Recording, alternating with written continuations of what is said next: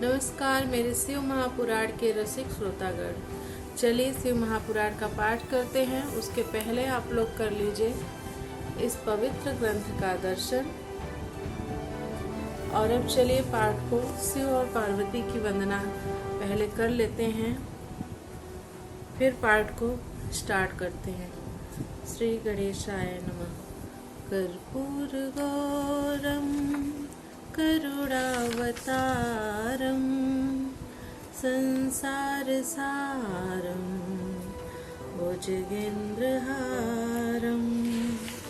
सदा वसन्तं हृदयारविन्दे सदा वसन्तं हृदयारविन्दे भवं भवानी सहितं नमामि।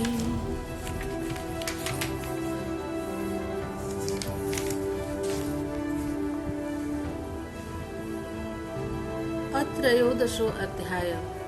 शिव महापुराण के विद्येश्वर संहिता में आज हमारा पाठ है 13वां और पाठ का नाम है सदाचार, शौचाचार, स्नान, भस्मधारण, संध्या वंदन, प्रणव जप, गायत्री जप, दान, न्यायत, धनोपार्जन तथा अग्निहोत्र आदि की विधि एवं उनकी महिमा का वर्णन।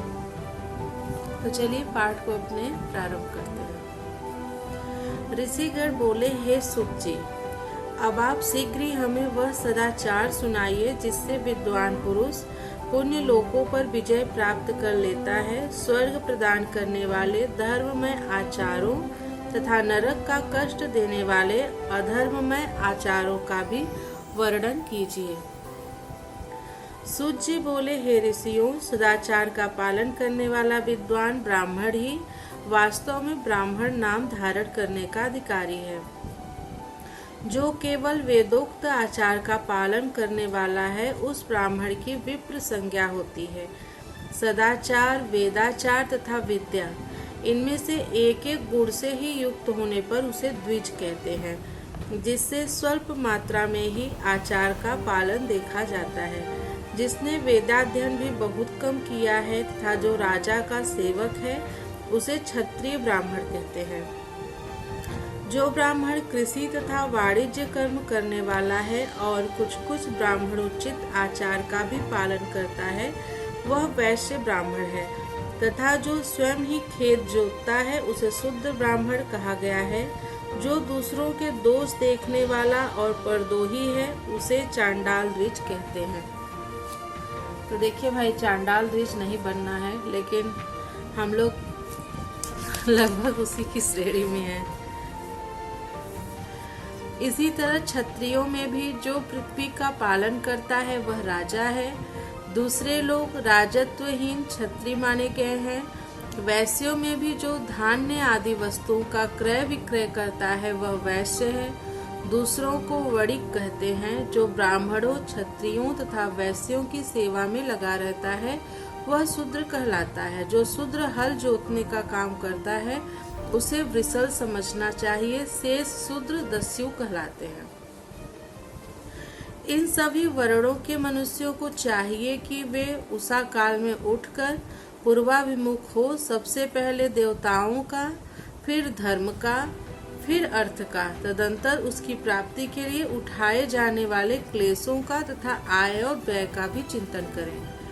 प्रातः काल उठकर पूर्व, अग्निकोण, दक्षिण आदि 8 दिशाओं की ओर मुख करके बैठने पर क्रमशः आयु, द्वेष, मरण, पाप, भाग्य, व्याधि, पुष्टि और शक्ति प्राप्त होती है। रात के पिछले प्रहर को उषा काल जानना चाहिए। उस अंतिम प्रहर का जो आधा या मध्य भाग है उसे संधि कहते हैं।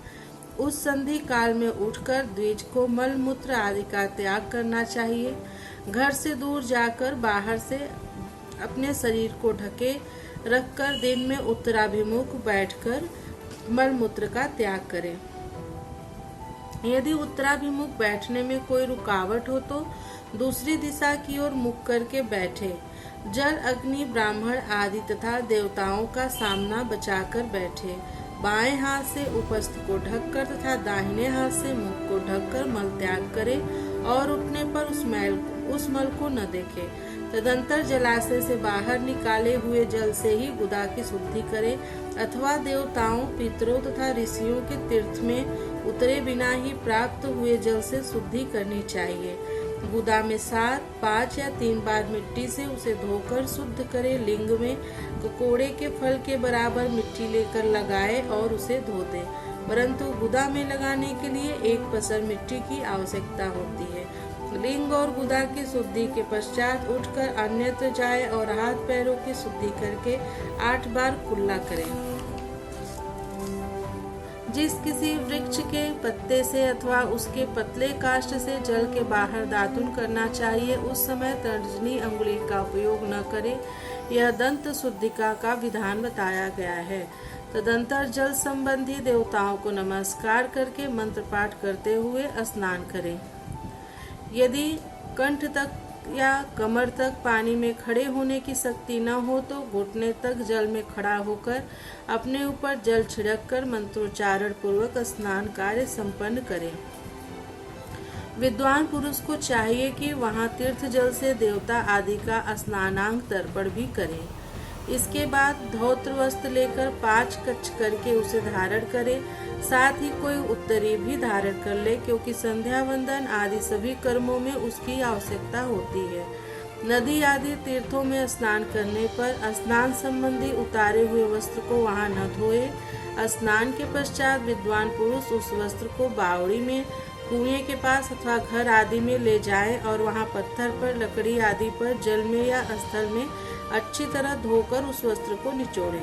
हे द्विजों, वस्त्र को निचोड़ने से जो जल गिरता है वह पितरों की तृप्ति के लिए होता है। इसके बाद जाबाली उपनिषद में बताए गए अग्नि रीति मंत्र से भस्म लेकर उसके द्वारा त्रिपुंड लगाए। इस विधि का पालन न किया जाए, इसके पूर्व ही यदि जल में भस्म गिर जाए तो कर्ता नरक में जाता है। आपोहिष्ठा इस मंत्र से पाप शांति के लिए सिर पर जल छिड़के तथा यस्य छयाए इस मंत्र को पढ़कर पैर पर जल छिड़के, इसे संधि प्रोक्षण कहते हैं। आपो ही इष्ठा इत्यादि मंत्र में 3 ऋचाएं हैं और प्रत्येक ऋचा में गायत्री छंद के 3-3 चरण हैं। इनमें से प्रथम ऋचा के 3 चरणों का पाठ करते हुए क्रमशः पैर, मस्तक और हृदय में जल छिड़के। दूसरी ऋचा के 3 चरणों को पढ़कर क्रमशः मस्तक, हृदय और पैर में जल छिड़के तथा तीसरी ऋचा के 3 चरणों का पाठ करते हुए क्रमशः हृदय, पैर और मस्तक का जल से प्रोक्षण करे। इसे विद्वान पुरुष मंत्र स्नान मानते हैं। वैसे ये सब जितना इसमें बताया गया है मंत्र स्थान का, ये तो ज़्यादातर जो वेद पाठी ब्राह्मण हैं वो जानेंगे और हमको उसकी उतनी जानकारी नहीं है। तो जैसा कि इसमें स्नान का विधान बताया गया है कि ऐसे ऐसे करके स्नान करें, तो मैं आपको इससे भी एक सरल तरीका बताती हूँ, क्योंकि ये इसमें शिव महापुराण में लिखा है इसलिए मैं इसका पाठ कर दे रही हूँ, लेकिन इसको बाद में हम लोग भूल जाएंगे। तो मैं मुरारी बापू की कथा में सुनी थी और मैं उसको करती भी हूँ। तो मुरारी बापू बताए थे कि जब भी हम स्नान करते हैं या नहाते हैं तो हमें नहाते समय रुद्राष्टक का पाठ करना चाहिए, वो बहुत अच्छा होता है। तो आप भी जब भी स्नान करें तो रुद्राष्टक, नमामि समीसान जो है वो रुद्राष्टक कहा जाता है, तो आप उसको याद कर लीजिए और जब भी स्नान कीजिए तो रुद्राष्टक का पाठ जरूर कीजिए। किसी अपवित्र वस्तु से किंचित स्पर्श हो जाने पर, अपना स्वास्थ्य ठीक न रहने पर, राजभय या राष्ट्रभय उपस्थित होने पर तथा यात्रा काल में जल की उपलब्धि न होने की व्यवस्था आ जाने पर मंत्र स्नान करना चाहिए। प्रातः काल सूर्यानुवाक से तथा सायंकाल अग्निष्टमा मनुष्य अग्नि संबंधी अनुवाक से जल का आचमन करके पुनः जल से अपने अंगों का प्रोक्षण करें। मध्याह्न काल में भी आपः पुनन्तु इस मंत्र से आचमन करके पूर्ववत प्रोक्षण करना चाहिए। प्रातः काल में सूर्यश्च मा मन्युश्च इस मंत्र से सूर्यानुवाक से करना चाहिए। प्रातः काल की संध्योपासना में गायत्री मंत्र का जप करके 3 बार ऊपर की ओर सूर्य देव को अर्घ्य देना चाहिए। हे ब्राह्मणों, मध्याह्न काल में गायत्री मंत्र के उच्चारण पूर्वक सूर्य को एक ही अर्घ्य देना चाहिए। फिर सायंकाल आने पर पश्चिम की ओर मुख करके बैठ जाएं और पृथ्वी पर ही सूर्य के लिए अर्घ्य दें, ऊपर की ओर नहीं। प्रातः काल और मध्याह्न काल के समय अंजलि में अर्घ्य जल लेकर अंगुलियों की ओर से सूर्य देव के लिए अर्घ्य दें। अंगुलियों के छिद्र से ढलते हुए सूर्य को देखें तथा उनके लिए आत्म प्रदक्षिणा करके शुद्ध आचमन करें। यहाँ पे 3 बार सूर्य देवता को अर्घ्य देने की बात कही गई है। सायंकाल में सूर्यास्त से 2 घड़ी पहले की हुई संध्या निष्फल होती है, क्योंकि वह सायं संध्या का समय नहीं है। ठीक समय पर संध्या करनी चाहिए, ऐसी शास्त्र की आज्ञा है। यदि संध्या उपासना किए बिना दिन बीत जाए तो प्रत्येक समय के लिए क्रमशः प्रायश्चित करना चाहिए। यदि एक दिन बीते तो प्रत्येक बीते हुए संध्या काल के लिए नित्य नियम के अतिरिक्त 100 गायत्री मंत्र का अधिक जप करें। यदि नित्य कर्म के लुप्त हुए 10 दिन से अधिक बीत जाए तो उसके प्रायश्चित में 1 लाख गायत्री मंत्र का जप करना चाहिए। यदि 1 मास तक नित्य कर्म छूट जाए तो पुनः अपना उपनयन संस्कार कराएं। अर्थ सिद्धि के लिए ईश, गौरी, कार्तिकेय, विष्णु, ब्रह्मा, चंद्रमा और यम का तथा ऐसे ही अन्य देवताओं का भी शुद्ध जल से तर्पण करें। तत्पश्चात तर्पण कर्म को ब्रह्मार्पण करके शुद्ध आचमन करें। तीर्थ के दक्षिण भाग में, प्रशस्त मठ में, मंत्रालय में, देवालय में, घर में अथवा अन्य किसी नियत स्थान में आसन पर स्थिरता पूर्वक बैठकर विद्वान पुरुष अपनी बुद्धि को स्थिर करें और संपूर्ण देवताओं को नमस्कार करके पहले प्रणव का जप करने के पश्चात गायत्री मंत्र की आवृत्ति करें। प्रणव के अ, उ, म इन तीनों अक्षरों से जीव और ब्रह्म की एकता का प्रतिपादन होता है। इस बात को जानकर प्रणव का जप करना चाहिए। जप काल में यह भावना करनी चाहिए कि हम तीनों लोगों की सृष्टि करने वाले ब्रह्मा, पालन करने वाले विष्णु तथा संहार करने वाले रुद्र की, जो स्वयं प्रकाश चिन्मय है, उपासना करते हैं। यह ब्रह्म स्वरूप ओंकार हमारी कर्मेंद्रियों और ज्ञानेंद्रियों की वृत्तियों की, मन की वृत्तियों को तथा बुद्धि वृत्तियों को सदा भोग और मोक्ष प्रदान करने वाले धर्म एवं ज्ञान की ओर प्रेरित करें। बुद्धि के द्वारा प्रणव के इस अर्थ का चिंतन करता हुआ जो इसका जप करता है वह निश्चय ही ब्रह्म को प्राप्त कर लेता है, अथवा अर्थानुसंधान के बिना भी प्रणव का नित्य जप करना चाहिए। इससे ब्राह्मणत्व की पूर्ति होती है। ब्राह्मणत्व की पूर्ति के लिए श्रेष्ठ ब्राह्मणों को प्रतिदिन प्रातःकाल 1000 गायत्री मंत्र का जप करना चाहिए। मध्याह्न काल में 100 बार और सायंकाल में 28 बार जप की विधि है। अन्य वर्ण के लोगों को अर्थात क्षत्रिय और वैश्य को तीनों संध्याओं के समय यथासाध्य गायत्री जप करना चाहिए। शरीर के भीतर मूलाधार, स्वाधिष्ठान, मणिपुर, अनाहत, आज्ञा और सहस्त्रार ये 6 चक्र हैं। इनमें मूलाधार से लेकर सहस्त्रारक तक 6 स्थानों में क्रमशः विद्येश्वर, ब्रह्मा, विष्णु, ईश, जीवात्मा और परमेश्वर स्थित हैं। इन सब में ब्रह्म बुद्धि करके इनकी एकता का निश्चय करें और वह ब्रह्म मैं ही हूँ ऐसी भावना से युक्त होकर जप करें।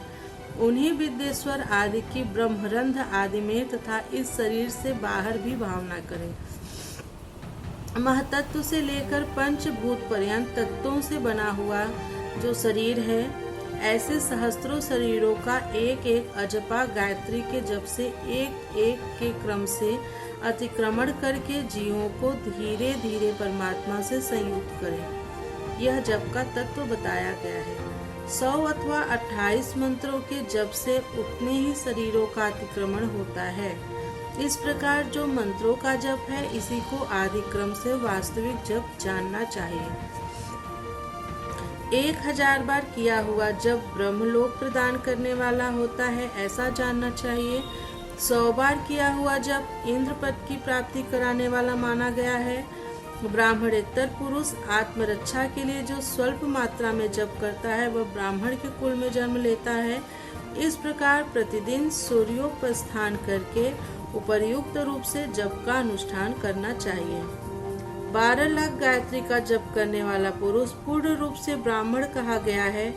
जिस ब्राह्मण ने 1 लाख गायत्री का भी जप न किया हो उसे वैदिक कार्य में न लगाएं। 70 वर्ष की अवस्था तक नियम पालन पूर्वक कार्य करें। इसके बाद गृह त्याग कर संन्यास ले लें। परिवारजक या सन्यासी पुरुष नित्य प्रातः काल 12,000 प्रणव का जप करें। यदि एक दिन नियम का उल्लंघन हो जाए तो दूसरे दिन उसके बदले में उतना मंत्र और अधिक जप करना चाहिए। इस प्रकार जप को चलाने का प्रयत्न करना चाहिए। यदि क्रमशः 1 मास उल्लंघन का व्यतीत हो गया हो तो 1.5 लाख जप करके उसका प्रायश्चित करना चाहिए। इससे अधिक समय तक नियम का उल्लंघन हो जाए तो पुनः नए सिरे से गुरु से नियम ग्रहण करें। ऐसा करने से दोषों की शांति होती है, अन्यथा रौरव नरक में जाना पड़ता है। जो सकाम भावना से युक्त गृहस्थ ब्राह्मण हैं उसी को धर्म तथा अर्थ के लिए यत्न करना चाहिए। मुमुक्ष ब्राह्मण को तो सदा ज्ञान का ही अभ्यास करना चाहिए। धर्म से अर्थ की प्राप्ति होती है, अर्थ से भोग सुलभ होता है और उस भोग से वैराग्य की प्राप्ति होती है। धर्म पूर्वक उपार्जित धन से जो भोग प्राप्त होता है, ध्यान दीजिए, धर्म पूर्वक उपार्जित धन से जो भोग प्राप्त होता है उससे एक दिन अवश्य ही वैराग्य का उदय होता है। धर्म के विपरीत अधर्म से जो धन उपार्जित होता है उस धन के द्वारा जो भोग प्राप्त होता है उससे भोगों के प्रति आसक्ति उत्पन्न होती है, वैराग्य कभी नहीं उत्पन्न होता है। धर्म 2 प्रकार का कहा गया है, द्रव्य के द्वारा संपादित होने वाला और शरीर से किया जाने वाला। द्रव्य धर्म यज्ञ आदि के रूप में और शरीर धर्म तीर्थ स्थान आदि के रूप में पाए जाते हैं। मनुष्य धर्म से धन पाता है, तपस्या से उसे दिव्य रूप की प्राप्ति होती है, कामनाओं का त्याग करने वाले पुरुष के अंतःकरण की शुद्धि होती है, उस शुद्धि से ज्ञान का उदय होता है, इसमें संशय नहीं है। सतयुग आदि में तप को ही प्रशस्त कहा गया है, किंतु कलयुग में द्रव्य साध्य धर्म अच्छा माना गया है। सतयुग में ध्यान से, त्रेता में तपस्या से, द्वापर में यज्ञ करने से ज्ञान की सिद्धि होती है, परंतु कलयुग में प्रतिमा की पूजा से ज्ञान लाभ होता है। जिसका जैसा पुण्य या पाप होता है उसे वैसा ही फल प्राप्त होता है। द्रव्य देह अथवा अंग में न्यूनता, वृद्धि अथवा क्षय आदि के रूप में वह फल प्रकट होता है। अधर्म हिंसा दुख रूप है और धर्म सुख रूप है। मनुष्य अधर्म से दुख पाता है और धर्म से सुख पाता है एवं अभ्युदय का भागी होता है। दुराचार से दुख प्राप्त होता है और सदाचार से सुख। अतः भोग और मोक्ष की सिद्धि के लिए धर्म का उपार्जन करना चाहिए। जिसके घर में कम से कम 4 मनुष्य हैं, ऐसे कुटुंबी ब्राह्मण को जो 100 वर्ष के लिए जीविका देता है उसके लिए वह दान ब्रह्मलोक की प्राप्ति कराने वाला होता है। 1000 चंद्रायण व्रत का अनुष्ठान ब्रह्मलोकदायक माना गया है। जो क्षत्रिय 1000 कुटुंबों को जीविका और आवास देता है उसका वह कर्म इंद्रलोक की प्राप्ति कराने वाला होता है और 10,000 कुटुंबों को दिया हुआ आश्रयदान ब्रह्मलोक प्रदान करता है। दाता पुरुष जिस देवता के उद्देश्य से दान करता है अर्थात वह दान के द्वारा जिस देवता को प्रसन्न करना चाहता है उसी का लोक उसे प्राप्त होता है, ऐसा वेदवेत्ता पुरुष कहते हैं। धनहीन पुरुष सदा तपस्या का उपार्जन करें, क्योंकि तपस्या और तीर्थ सेवन से अच्छे सुख पाकर मनुष्य उसका उपभोग करता है। अब मैं न्यायतः धन के उपार्जन की विधि बता रहा हूँ। ब्राह्मणों को चाहिए कि वह सदा सावधान रहकर विशुद्ध प्रतिग्रह, दान ग्रहण तथा याजन, यज्ञ कराने आदि से धन का अर्जन करें। वह इसके लिए कहीं दीनता न दिखाएं और न अत्यंत क्लेशदायक कर्म ही करें। क्षत्रिय बाहुबल से धन का उपार्जन करें और वैश्य कृषि एवं गोरक्षा से। न्यायोपार्जित धन का दान करने से दाता को ज्ञान की सिद्धि होती है। ज्ञान सिद्धि द्वारा सब पुरुषों को गुरु कृपा से मोक्ष सिद्धि सुलभ होती है। मोक्ष से स्वरूप की सिद्धि प्राप्त होती है, जिससे मुक्त पुरुष परमानंद का अनुभव करता है। हे द्विजों, मनुष्यों को यह सब सत्संग से प्राप्त है। गृहस्थाश्रमी को धन धान्य आदि सभी वस्तुओं का दान करना चाहिए। अपना हित चाहने वाले गृहस्थ को जिस काल में जो फल अथवा धान्यादि वस्तुएं उत्पन्न होती हैं, उसे ब्राह्मणों को दान करना चाहिए। वह तृषा निवृत्ति के लिए जल तथा क्षुधा रूपी रोग की शांति के लिए सदा अन्न का दान करे। खेत, धान्य, कच्चा अन्न तथा भक्ष्य, भोज्य, लेह और चोष्य, ये 4 प्रकार के सिद्ध अन्न दान करने चाहिए, जिसके अन्न को खाकर मनुष्य जब तक कथा श्रवण आदि सधर्म का पालन करता है, उतने समय तक उसके किए हुए पुण्य फल का आधा भाग दाता को मिल जाता है, इसमें संशय नहीं है। दान लेने वाला पुरुष दान में प्राप्त हुई वस्तु का दान तथा तपस्या करके अपने प्रतिग्रह जनित पाप की शुद्धि करे, अन्यथा उसे रौरव नरक में गिरना पड़ता है। अपने धन के 3 भाग करें। एक भाग धर्म के लिए, दूसरा भाग वृद्धि के लिए, तीसरा भाग अपने उपभोग के लिए, नित्य, नैमित्तिक और काम्य, ये तीनों प्रकार के कर्म धर्मार्थ रखे हुए धन से करें।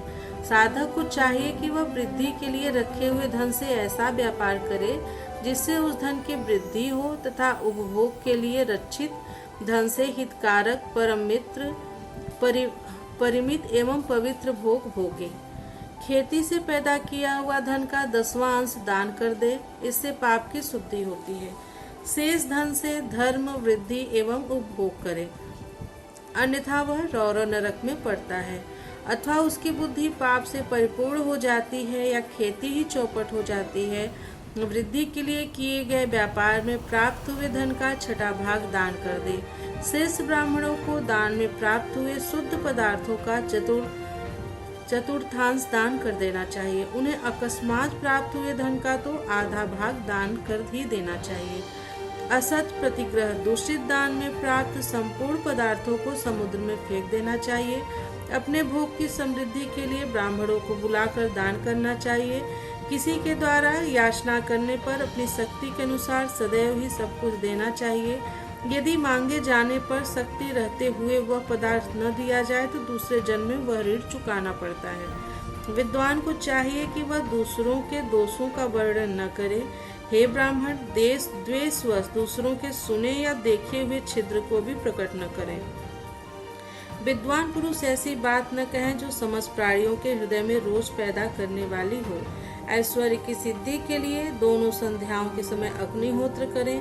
यदि असमर्थ हो तो वह एक ही समय सूर्य और अग्नि को विधि पूर्वक दी हुई आहुति से संतुष्ट करें। चावल, धान्य, घी, फल, कंद तथा हविष्य इनके द्वारा विधि पूर्वक अस्थाली पाक बनाएं तथा यथोचित रीति से सूर्य और अग्नि को अर्पित करें। यदि हविष्य का अभाव हो तो प्रधान मात्र करें। सदा सुरक्षित रहने वाली अग्नि को विद्वान पुरुष अजस्त्र संज्ञा देते हैं। यदि असमर्थ हो तो संध्या काल में जप मात्र या सूर्य की वंदना मात्र कर लें। आत्मज्ञान की इच्छा वाले तथा धनार्धी पुरुष को भी इस प्रकार विधिवत उपासना करनी चाहिए। जो सदा ब्रह्म यज्ञ में तत्पर रहते हैं, देवताओं की पूजा में लगे रहते हैं, नित्य अग्नि पूजा एवं गुरु पूजा में अनुरक्त होते हैं तथा ब्राह्मणों को तृप्त किया करते हैं, वे सब स्वर्ग के भागी होते हैं। इस प्रकार से शिव महापुराण के अंतर्गत प्रथम विद्येश्वर संहिता में सदाचार वर्ण नामक 13वां अध्याय पूर्ण हुआ। प्रियम शंकरम सर्वनाथम नमामि। हर हर महादेव। मिलते हैं अगली कथा में।